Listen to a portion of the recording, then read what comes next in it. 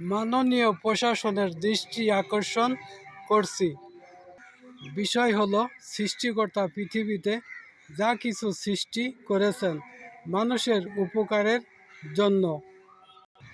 যদি মানুষের চলার পথে বা পরিবেশ বাধা সৃষ্টি করে, তাকে প্রতিহত করা বা সরিয়ে ফেলা। যেমন বাংলাদেশের প্রতিটি জায়গায় কুকুরের যন্ত্রণায় মানুষ 24 ঘন্টা ভয়ে থাকেন। ছোট ছেলেমেয়েরা রাস্তায় বাহির হইতে পারে না। কখনো সামনে পড়ে ড্রাইভারদের সমস্যা হয়। জনগণের জানমাল নিরাপদ রাখার দায়িত্ব হলো দেশের সরকারের। কখনো কামড় দিয়ে আঘাত করে। রাতে প্রচুর শব্দের কারণে ঘুমের ব্যাঘাত ঘটে। মাননীয় প্রশাসন, দয়া করে একটি ব্যবস্থা নিন।